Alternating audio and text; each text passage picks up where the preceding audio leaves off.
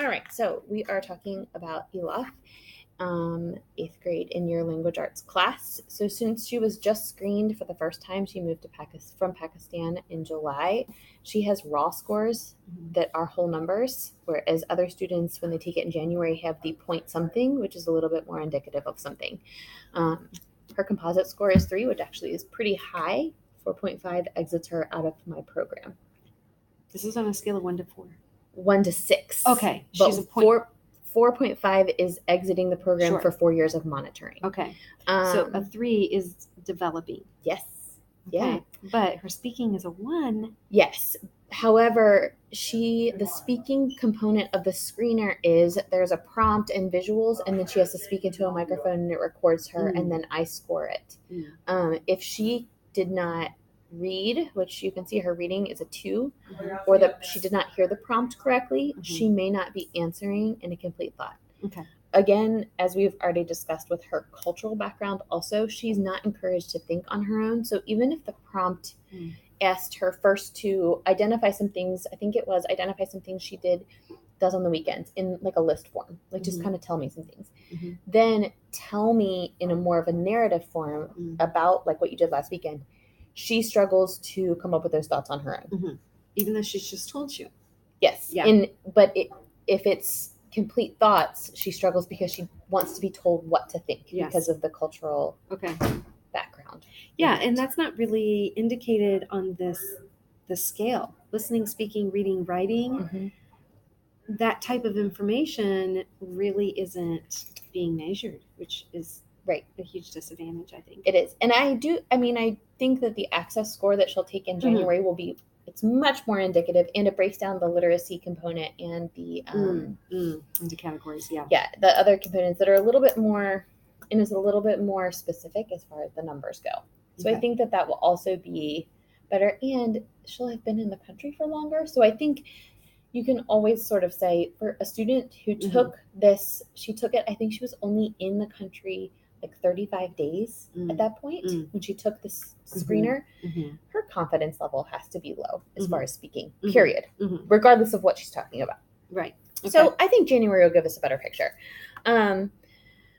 So what I was thinking with language arts is, because the Summit platform has a whole lot of resources under each objective, is I created a Google Classroom for her. Okay. Specific for her, and maybe pulling just the resources that are the most relevant, or I've also found some other resources that are actually like lower grade level for the simplified language component. Yeah, I can help with that too. So I think she's been working currently on the evaluating evidence.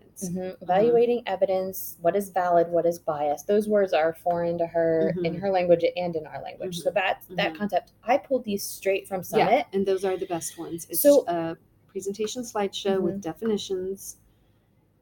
And I think she's better at listening anyway than she is at reading something and understanding it. Because she can kind of put it in context, especially if there's video or pictures with it. So I think that's better for her. Okay. Are you familiar with No Red Ink? Yes. So I also set up an account on No Red Ink, which I've used plenty of times before. Yeah. I'm going to have her add herself, and for some things like the fragments and run-ons, she can practice on that. She can practice on that at a lower grade level to get the idea. Yeah. And I think if she can apply this knowledge to what's on Summit, it will be easier for her to get through Summit. She could always sit and practice on No Red Ink. And I'm going to get all of my students on that. We just haven't yet, so I appreciate you already doing that for her, at least for run-ons and fragments. No Red Ink is so grammar-based, and a lot of ours are not. But for run-ons and fragments and the punctuation one, those will be helpful. That's what I figured, especially because I can select the grade level. If I picked 4th grade and she does phenomenal, great, let's go up to 6th and see what happens. Right. Evaluating evidence, on the other hand, is read this piece of evidence and rank its validity, and those are difficult for her. She's probably going to need an additional modification on that content assessment in terms of simplifying language. So I think so she's going to have to write her own narrative on that, correct? She's going to write an argumentative piece. It may not be a whole essay for her, but she's going to argue her claim on the podcast and give valid evidence, evaluate all the evidence that she has to use for her quotes. So I think we will work on some kind of measure for her as far as accommodation. Yeah. What is realistic? Yeah.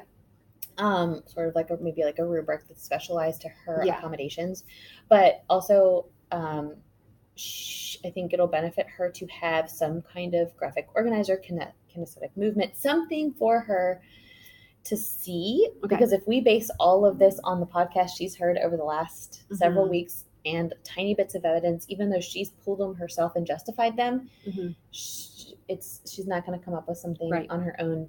Again, the cultural background she has of being told what to think. Okay. So I think between what you're already doing in the lessons where she's pulling per episode the evidence that she finds, if we can use that in a way that it can be organized so that she can convert it into her own argumentative piece. Sure. And for her, it may be a paragraph. It may be one piece of evidence to prove her claim versus the assignment will be, kind of a 5-paragraph essay.